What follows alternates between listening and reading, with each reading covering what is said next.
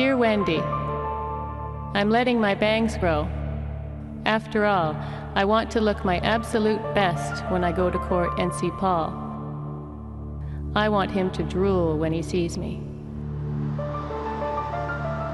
All eyes are now on accused killer Paul Bernardo in a downtown The jury will hear from Karla Homolka. In July 1995, Paul Bernardo went on trial in Toronto for the abduction, rape, and murder of teenagers Leslie Mahaffey and Kristen French. Videotapes said to depict chilling... The prosecution's star witness, his former wife, Karla Homolka, already in prison for her part in those crimes and in the death of her sister. It's all part of a deal she struck with the Crown in exchange for one thing: her testimony against Paul Bernardo. Homolka's appearance has always belied the seriousness of her crimes, and so does her demeanor.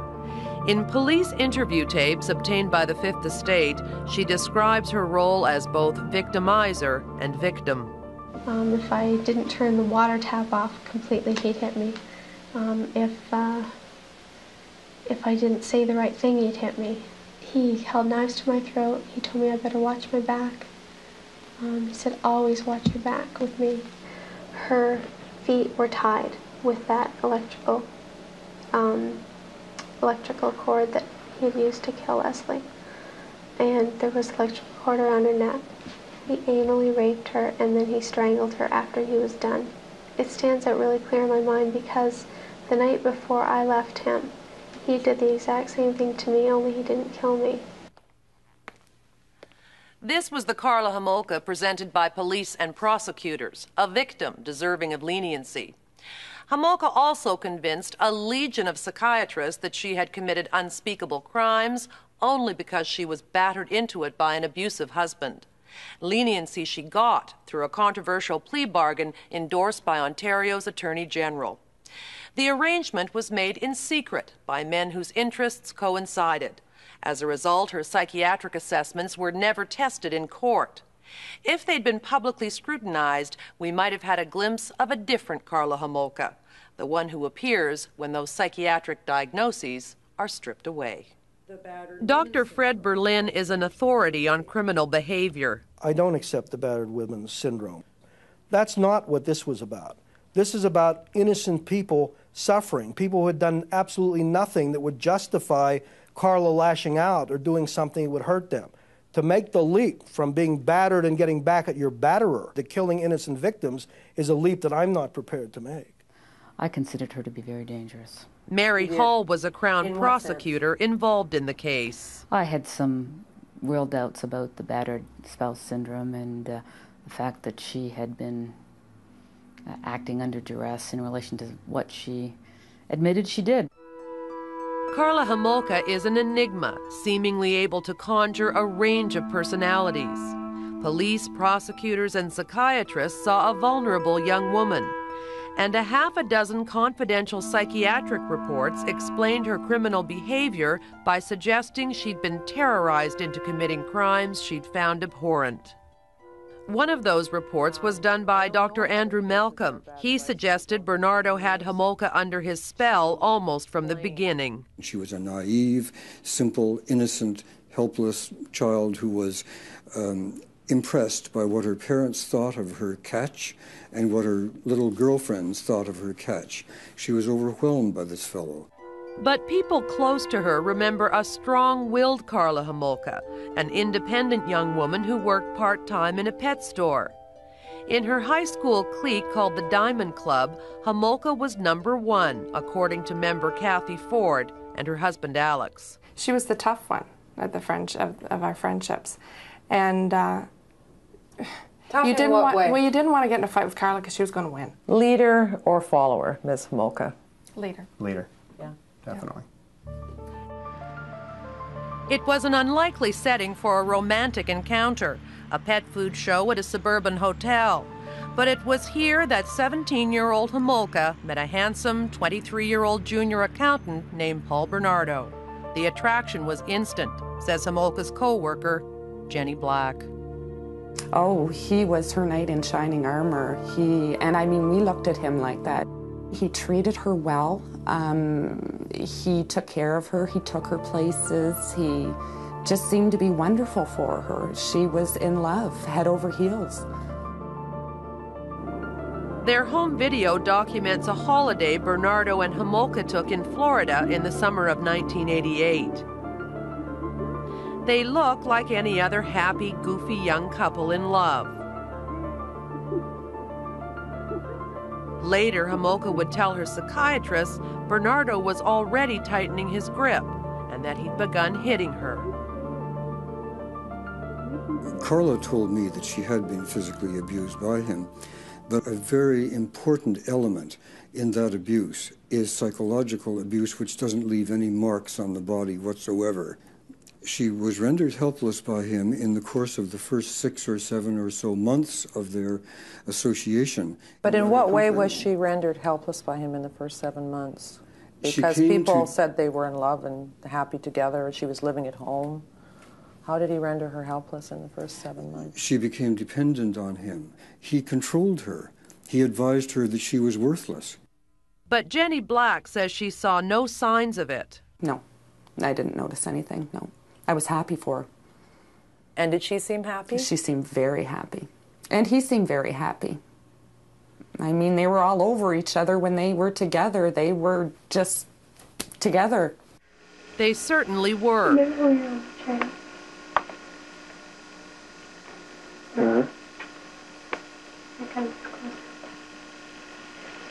But Homolka convinced her psychiatrist she'd been sexually abused by Bernardo, suggesting their kinky sex life was not consensual.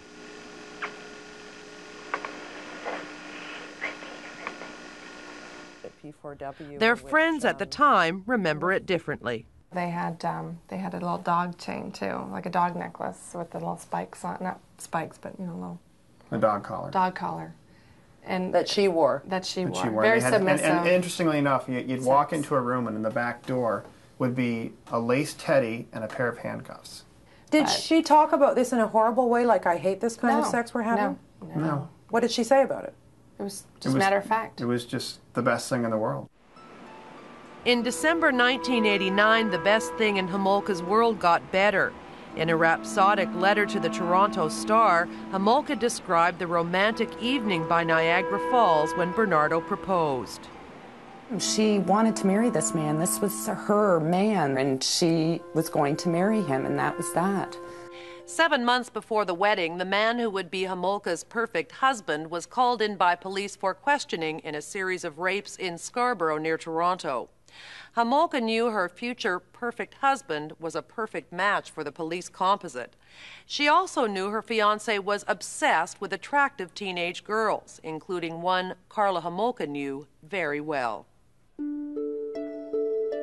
It was her 15-year-old sister, Tammy. Bernardo convinced Karla to help him satisfy his obsession with Tammy by aiding him in a clandestine sexual assault on the teenager. Homolka didn't lift a finger to save her sister from Bernardo. He was being physically and verbally abusive to me at that time, as you know. He kept on pushing and pushing and pushing, and finally I said okay. And thinking that it wouldn't be, you know, it would just be one time, that's it. It would shut him up, and he would stop bothering me and stop hurting me. This Christmas video was shot just hours before the attack. Are you in the Christmas cheer? That's all I want to know. Tammy is already woozy from tranquilizer-spiked drinks that would soon render her unconscious. While being sexually assaulted by her big sister and Bernardo, Tammy would choke and die. Ice, baby, to go? At the time, the couple's lies convinced police Tammy's death was an accident, but it would return to haunt Karla. She offered up her sister in order to keep happy the man she wanted to marry. Yes. Offering up her sister is not explainable by battered wife syndrome. She was living at home at the time. They weren't married. Well, I don't think she was a full-blown battered wife at that point, but I think the earliest beginnings of it were already underway. She was already falling into his thrall at that point. That was my opinion when I saw her, that she was, in fact, an influenced person. Influenced person. That's not battered wife syndrome at that time. What was she suffering from, if anything, at the time she offered up her sister to be sexually assaulted, videotaped, and to be put in jeopardy, which eventually killed her? I can't really answer that. I think that it was an outrageous act. Karla Homolka herself has told a number of stories about her state of mind at the time of Tammy's death. In an audio-taped interview with police before she became implicated in the murders, she says the couple's first 3 years were happy ones. It was great. It was really good. It was pretty well the same all the way through, except we became emotionally closer. And there were never any problems, or very rarely any problems. We had a couple of arguments, but just normal arguments. In fact, she moved in with Bernardo and, seeming to forget her sister's death, continued her pre-wedding social whirl of showers, fittings, and parties. Yeah. All right. Who's ever dominant in this relationship? At the end of June 1991, Homolka married the man she would later claim had abused her so badly. As Homolka and Bernardo paraded their union through the storybook town of Niagara-on-the-Lake, a nightmare was discovered in nearby Lake Gibson. Entombed in 8 concrete blocks, the dismembered body of 14-year-old Leslie Mahaffey. What no one knew was that the newlyweds were already bound by ties stronger than marriage, the killing of 2 innocent teenage girls. And then she took a breath. And that freaked me out even more. When we return, Homolka tells police about the murders. So he went over to her and he did the same thing. He strangled her more. And I think I watched that time, because what the hell, she's dead anyway.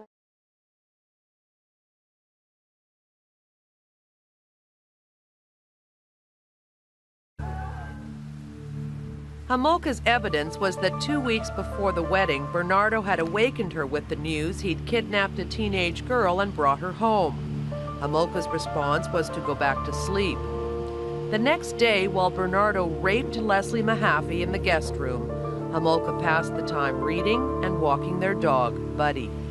Homolka was upset, but not for Mahaffey. Oh, and I was really mad too, because when I took Buddy out, there were 2 champagne glasses on the dining room table. And we had these really expensive champagne glasses from France, which we never used. He had those out. The 2 of them had been drinking champagne from those glasses. And I was really mad. It was a stupid little thing. Homolka seemed matter-of-fact as she recounted her version of how Leslie Mahaffey met her death. And then she took a breath. And that freaked me out even more. He should have slapped me in the face, because I was really hysterical then. So he went over to her and he did the same thing. He strangled her more. And I think I watched that time, because what the hell, she's dead anyway. Like. There's my wife. 2 weeks later, they were married and went on their honeymoon. Homolka later claimed to police and psychiatrists that Bernardo had cruelly destroyed her wedding night by telling her he was the Scarborough rapist. Although she'd already been involved in 2 deaths, Homolka would call this the worst night of her life. He wasn't loving.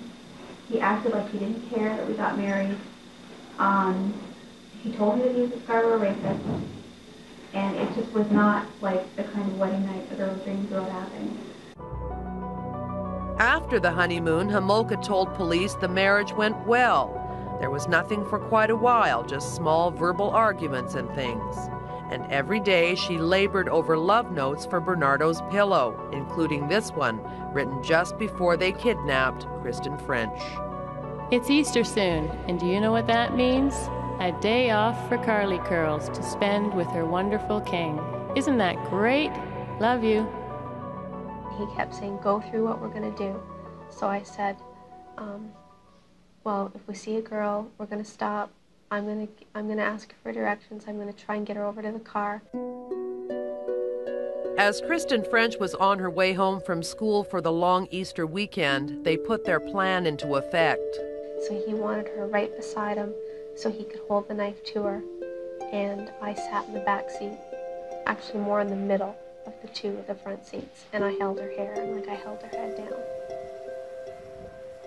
French was taken to the couple's home near St. Catharines. Homolka unplugged the phones, closed the blinds, and locked the doors.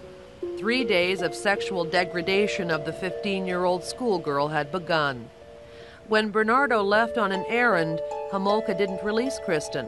Instead, while guarding the bound teenager with a rubber mallet, she carried on what she described as a chat between girlfriends. I never should have gotten to know Kristen, because you get emotionally involved with these people, and it really hurts. It hurts a lot more, because I felt like I was friends with both of them, especially Kristen, because we did so much stuff together. We put makeup on together. We talked, you know, just girl talk when Paul was gone getting us food, and it just made it hurt even more. What Homolka didn't reveal in that interview was that later she had raped her new friend with a wine bottle, as Paul Bernardo watched. 2 weeks later, the frantic search for the teenager came to an end. No one suspected it was the attractive young couple next door, who, with 3 killings behind them, were beginning to unravel. Now, friends often saw bruises on Homolka, but said nothing. Then, just after Christmas, he gave her a savage beating that left marks no one could ignore. The beating left her head swollen. The doctor described her blackened eyes as resembling a raccoon and said it was the worst case of abuse he'd ever seen. But within weeks, Homolka had recovered, and within a month she'd filed for divorce, hit the bars, and taken a lover. Karla Homolka's exciting life as a newly single woman came to an abrupt end in February 1993. Almost 2.5 years after they questioned Bernardo, the police now had DNA results confirming that he was the Scarborough rapist. Officers located Homolka, and she was cooperative until she realized they had connected her husband to the Mahaffey and French murders. That meant Karla Homolka was in trouble, too. Homolka headed straight for Niagara Falls and criminal lawyer George Walker. She told him her version of what happened to Tammy, Leslie, and Kristen. Were you broadsided by what she said that day? Basically, yeah. And but not broadsided enough to figure out that I'd better get to somebody quick. You thought she might be arrested quickly? Certainly did. So you had to make a move? I had to make a move, and the quandary I wanted to make the right move. Walker didn't even need to pick up the phone. Police were on his doorstep that same night, wanting to make a deal. Guys? Okay. Back up, please. After 9 months and $11 million, all they had against please. Bernardo was Homolka. But the community wanted an arrest, and Bernardo was picked up. Your world stops for a second. You can't believe. I cried when they found Kristen. I cried with Leslie. And then to find out it was somebody that I knew and trusted. Homolka wanted to avoid punishment and asked Walker to seek blanket immunity for her role in the crimes. Walker and the head of the Crown Law Office, Murray Siegel, started to bargain in local restaurants. Walker already knew the card he would play. You believe she was abused from the beginning? Yeah, I do. And did you tell Murray Siegel that when you started negotiating, that it was a mitigating factor? Yes. You did? I did. So the two of you had discussed that prior to any psychiatrist confirming a diagnosis of this? Yes. Was there physical evidence beside the raccoon eyes that you saw that would... Yes. What was there? I'm not... And you had something besides her word? Yes. Police had begun an intensive search of the couple's home. They discovered a profoundly disturbing 2-minute video. The man in charge of the investigation, Inspector Vince Bevan, was on the scene. And my understanding of that tape is that in the scene with the woman that you believe to be Kristen French, Karla Homolka is enjoying herself. Mm-hmm. Certainly gives that impression. Having sex with an unconscious girl? Mm-hmm. And you thought that was Kristen French. We thought that, well, we thought it could be. But what you knew from that tape is that she was having sex with an unconscious girl and liking it. Didn't that shade your view of her enough to question going ahead with that first deal? Did we want to do this or did we need to do this? We were in a situation where we needed to do it. A few days after the home movie was found, Walker and Homolka met. Notes from the meeting show Walker was concerned about witnesses coming forward to give examples of kinky sex, and we both felt that the beatings and abuse she suffered would only go so far. Shortly after that, Homolka was hospitalized for 7 weeks at Northwestern Hospital in Toronto. Dr. Hans Arndt was engaged by Walker to make a psychiatric assessment. Dr. Arndt concluded Homolka's experience since age 17 equaled that of a concentration camp survivor. A psychologist concluded that Homolka was herself a victim.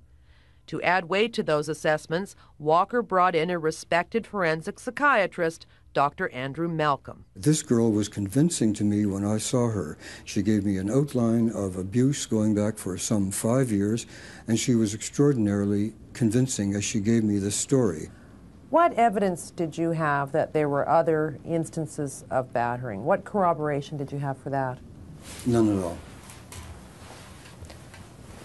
She had been involved in the deaths of 3 people. Isn't someone in that circumstance going to be self-serving? Aren't they going to put the best shading on it that they can? Oh, but of course, people are self-serving, and they want to make themselves look as good as they can.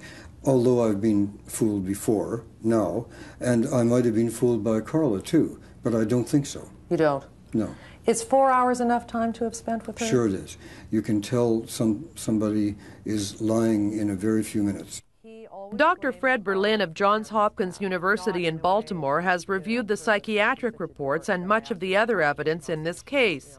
He's concerned some of Homolka's stories weren't corroborated. The Crown presumably believed that they needed Karla's evidence in order to get at Paul, and therefore wanted support for the idea of having her as a witness.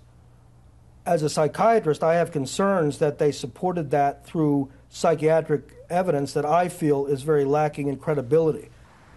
Walker and Siegel met over dinner at Auberge du Pommier in Toronto. With the psychiatric assessments completed, Homolka's deal was finalized. She would get 12 years, 10 each for French and Mahaffey to be served concurrently. She got just 2 years for Tammy and was never charged in her sister's death.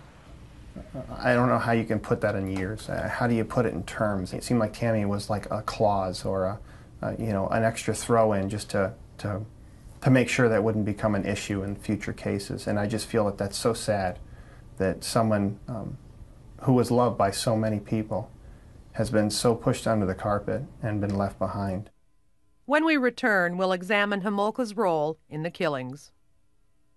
He wanted to keep her for longer, and I didn't want to. Like, I was going to work. I didn't want to go to work knowing that this girl was in my house and she could escape so easily, and I was afraid.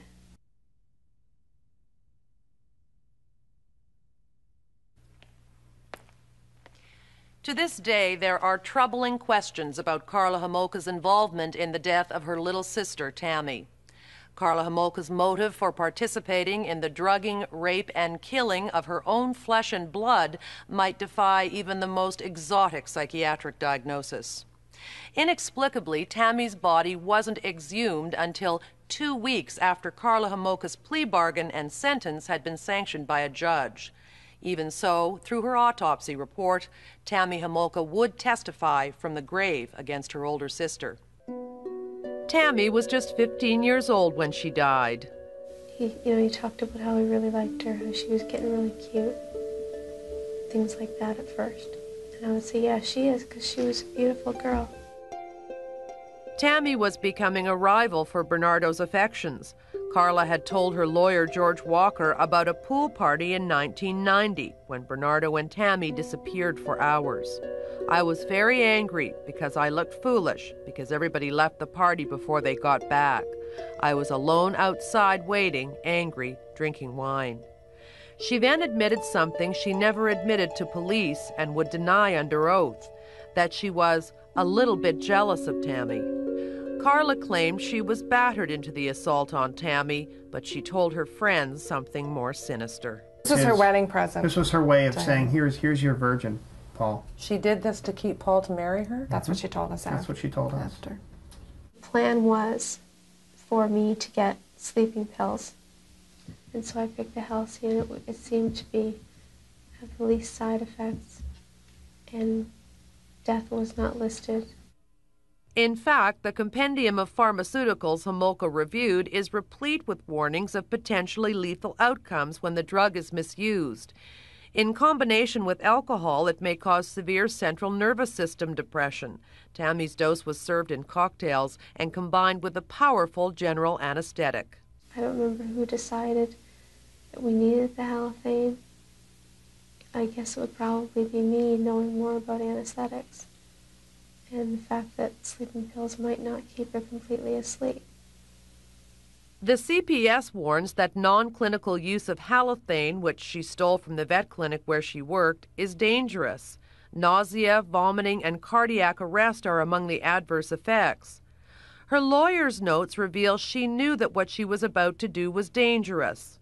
That was another fact she denied under oath. But she did let slip to police that she'd covered her tracks. What I did, this was my idea, not his, was to call the drugstore and tell them that I needed it for clinic use. The reason I told them for clinic use was because that way I didn't have to give a name. All I had to do was give a doctor's name. Hi, Tam. The night of the attack, Karla watched as Tammy grew woozy from the halcyon-laced after-dinner drinks. Karla knew that combination, plus the anesthetic halothane on a full stomach, were risky. When Tammy passed out, Karla held a halothane-soaked cloth over her sister's mouth during the assault. Tammy choked on vomit and stopped breathing. She couldn't be revived. Two coroners who reviewed the case, one officially and one for the Fifth Estate, believe there was enough halothane on the cloth to have caused this burn on Tammy's face. Those burns are possibly chemical in nature and antemortem. The only chemical that was near her was the halothane. It was not placed on her face directly. It was held, as I said, like this far away. Homolka is lying to police. A videotape of the assault recovered later clearly shows Homolka holding the soaked cloth either very close to or directly on Tammy's face. The coroner's report done when Tammy's body was exhumed makes that lie especially significant. The report suggests, among other things, that she may have been smothered during the application of halothane to her face. A condition of Homolka's deal is that she'd not stop the life of any of the girls. Why didn't you have those facts available for the sentencing? Because nothing turned on it. There was nothing material that was going to change what happened with Homolka as the result of the exhumation of Tammy's body. But I thought her deal stipulated that if she stopped the breath of any of the girls, the deal was off. Mm-hmm.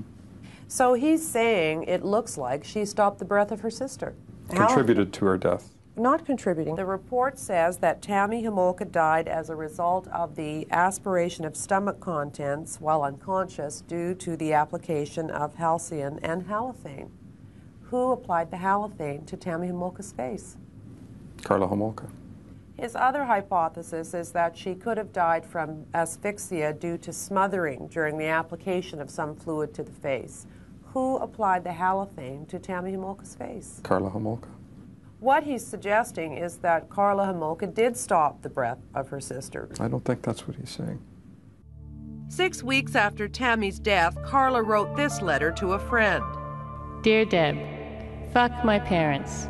First they took away half the wedding money, then they kicked us out. My father doesn't even want us to have a wedding anymore. Screw that. We're having a good time. If my father wants to sit at home and be miserable, he's welcome to. He's only worked a day since Tammy died. He's wallowing in his own misery and fucking me. It's just appalling. It appears to me to be absolutely callous and totally unconcerned about the fact that her sister had died significantly through her own actions only a couple of months earlier. She doesn't care that her father is grieving about the loss of his daughter. This is really quite a shocking thing. And there's no remorse in there about Tammy. I mean, it's just... There's no remorse about Tammy in this letter whatsoever. Do you wish you'd seen that before? Sure I do. But does it make you more concerned about what might have been going on inside the head of that young woman? It may have made it a little easier for her to be a perfect follower for this particular sadist, because she's already along that direction herself. Dear Christy, I'm cooperating with the police fully. They're being very nice to me and treating me like the victim I am. God, it feels weird to be back in here. The victim was matter-of-fact when she toured police through her Bayview Avenue home where 2 teenagers were murdered. She had chosen to dress as a schoolgirl. Homolka's response to being back in one of the rooms where Leslie Mahaffey was attacked was to ask police about her furniture. Can you answer a question for me? Was any of the furniture damaged as a result of the investigation? Not that I'm aware of, no. Okay, good, because I'm asking for it. And upstairs in the bathroom where they cleansed Kristen French's body of evidence, Homolka inquired after her perfume samples. But I don't have any of that stuff. So where are all those articles now? Wherever Paul's lawyer took them. You're saying Paul's lawyer took a number of articles from you? Well, from what I understand, his lawyer took basically everything. This is where we carried Leslie down the stairs. And in the basement where Leslie Mahaffey was dismembered, she had yet another inquiry on behalf of her other sister, Lori. Can I ask you a question? I'm afraid I can't answer you. Can I have that book? My sister wants it. Or does that have to stay here? That has to stay for now, but we can make those arrangements. Okay, thank you. And my Christmas tree.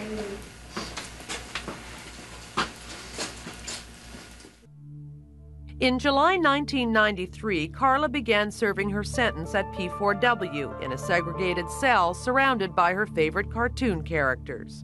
3 months into it, Homolka claimed she remembered another assault. She wrote to her lawyer about a victim we'll call Jane Doe. Dear George, hi, I'm having a major problem. I've remembered something else. Paul raped Jane Doe, a friend of mine. What I'm really afraid of is that I was more involved than I can remember. I have to tell them, but what if they nail me for this too? Can you do something to make sure they don't? Thanks, George. Karla. Stephen Williams spent 3.5 years reviewing the evidence in this case. He says Homolka had good reason to be worried. So just before they get married, and before Leslie Mahaffey was kidnapped, 2 weeks before, she did exactly to Jane Doe what she did to her sister, rendered her unconscious with a mixture of halothane and halcyon, and she calls her fiancé on his car phone and says, "Come home, dear, I have a surprise for you." Stream close up. Whoa. The surprise was the girl in this video shot by Homolka hours before the assault. It was the first of 2 assaults and the one that was Homolka's idea. But she only told police about the second assault, which happened months later and which Bernardo initiated. 16 months after Homolka's deal, Bernardo's original counsel finally turned over important evidence against his client. Videotapes documenting the sexual assaults of Tammy Homolka, Leslie Mahaffey, and Kristen French. As evidence against Bernardo, they were as good as a smoking gun, but they also exposed something sinister about Karla Homolka. In many cases, she appeared to be enjoying herself as she took her turn sexually assaulting the couple's young victims, including Jane Doe. The tapes also suggested Karla's memory lapse about Jane Doe might have been one of convenience, that she might be guilty of perjury and another sexual assault. The Crown star witness was in trouble, so another psychologist was brought in, all the way from California. Homolka had showed a remarkable facility for detail, but Dr. Chris Hatcher said she had a form of amnesia as a result of the abuse she'd suffered, and the Crown accepted that Homolka had genuinely forgotten about the Jane Doe assault in June. Even so, she'd committed the assault, and former Crown Prosecutor Mary Hall thought she should be charged with, among other things, attempted murder. She could have died. I mean, they did the same thing to Jane that they did to Tammy Homolka, and we all know that Tammy Homolka died. It does seem, based on the evidence, that Ms. Homolka was driving that train, that she initiated the assault. Quite frankly, her evidence was the same on everything, wasn't it? That Paul made me do it. Senior Crown attorneys met several times to determine Homolka's fate. They decided that although they could charge her with the assault on Jane Doe, that it was in the public interest not to do so now. In this letter to Inspector Vince Bevan, the Attorney General's office explains their decision, saying that charges might suggest that Homolka's initial sentence was inadequate, and charges would also reduce Homolka's effectiveness as a witness. Everybody said you wouldn't have made the deal with Ms. Homolka if you didn't have the videotapes. Mm-hmm. Now it looks like she's broken the deal, and you've got the videotapes, don't you? Yes. And yet you went ahead and made another deal. Mm-hmm. She wasn't needed as a witness anymore. Yeah. The Crown says that there's little doubt that she would feel she'd been unfairly dealt with if she'd been charged. Who cares what she thinks? Yeah. Oh, I agree with you. What does that say about the Crown's relationship with Karla Homolka? I don't know. I can't fill you in on that. Well, you're smiling, but does that disturb you? I mean, you got that letter initially. Going back to the earlier part of our conversation, did I say I agreed with the advice? But you didn't charge her, and you could have. No, yeah. There is further information that if a charge was laid, it would not be proceeded with. By the Crown? By the Crown. Mary Hall suggests the Crown could have handled Homolka very differently. There's another way of dealing with an accomplice who gives evidence, and that is to try to distance the prosecution from the witness and actually treat that witness with a certain amount of disdain, that members of the jury, I'm sorry I have to call this kind of evidence, but we do, and call it. And not wrapping them in this fuzzy blanket of being a victim. Yes. In the sense that she was a victim too. I had some difficulty putting Karla Homolka on that same level as what I believe were the true victims. In the summer of 1995, Karla Homolka testified against Paul Bernardo at his trial. Bernardo's lawyer was John Rosen. I would pound her with terrible stuff, and she would get stronger and stronger and stronger. And at the end of it, no one in that room or anybody following that trial would ever have believed that she suffered from post-traumatic stress disorder, or that she was a battered spouse, or that she didn't have the intestinal fortitude to walk out and blow the whistle and save herself, never mind the victims.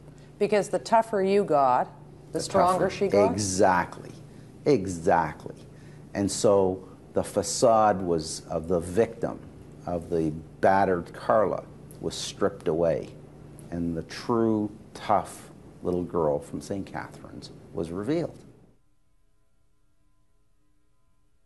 In March of 1996, Justice Patrick Galligan published what was meant to be the last word on what was termed a distasteful but necessary alliance between the Crown and Karla Homolka. He agreed prosecutors behaved properly in not charging her with the attack on Jane Doe, saying, among other things, that it would have damaged her credibility as a witness against Paul Bernardo. It would be saying, he wrote, her credibility was not worth supporting in the first place, a point on which Homolka's critics might agree. Justice Galligan and all of the Crown attorneys who supported Homolka's deal declined our requests for interviews, as did the Crown psychiatrist, citing a confidentiality agreement the Crown is still enforcing. If Homolka wasn't the victim the Crown said she was, then who was she? One psychiatrist who examined Homolka said she was the perfect female accomplice. Because of her plea bargain, her role in the deaths of the girls was never fully explored. Invisible Darkness, a book by Stephen Williams, examines what he believes is the true nature of Karla Homolka. I think she was desperately afraid of getting caught and desperately afraid of going to jail. The motivation for these murders, everyone agrees, was not sexual. The only possible motivation was to conceal crimes. There's no one who disagrees with that. What the Crown wants us to believe is that it was Paul Bernardo who was the murdering force who wanted these girls dead. And you think? And I think that it's exactly the opposite, because Paul Bernardo had no history of killing anyone to conceal his crimes. He didn't think he would ever get caught. I said, well, we have to go to my parents for Easter dinner. And he said, well, why don't we just not go? And I said, well, I don't think it would look very good. I mean, we're supposed to go to my parents for Easter dinner and we don't go. And I said, well, how's it going to look if, you know, this girl's missing and we have no alibi? We haven't gone anywhere, we haven't done anything. And he said, well, I guess you're right. And because he wanted to keep her for longer. And I didn't want to. Like, I was going to work. I didn't want to go to work knowing that this girl was in my house and she could escape so easily. And I was afraid. So I didn't suggest to him that we kill her on Sunday, but I knew that she had to be gone. When Paul Bernardo was alone with numerous victims and had the opportunity, he never killed any of them. The only time that people ended up dead is when Paul was in the presence of his wife. I don't know who did the killing. I do know, however, that women and men are equally capable of doing evil and doing wrong, and that in this particular instance, I'm not so certain that that fact was appreciated. It was justice served, in your view, in this Yes. case. 3 dead girls. Yes. 3 dead girls. She could have helped them and didn't. Yes. Involved in the death of her sister. Mm-hmm. Could have stopped it. Didn't. Mm-hmm. Is that justice, what she got? Well, do you want to talk in terms of retribution? I know I'll be criticized for it, but I do believe that justice was served. So does Karla Homolka, who will be released from prison less than 4 years from now under mandatory supervision. She's considered a model prisoner and, according to her psychiatric reports, poses no danger to the public. He was already talking about going out and doing it again. And I said, there's no way I'm going through another murder again, no way. The lease on the car was running out. My parents were going to co-sign a loan for $10,000. I was going to do something before that loan was co-signed and before he made me go with him to murder another girl. There was no way I was going to go through either of those events.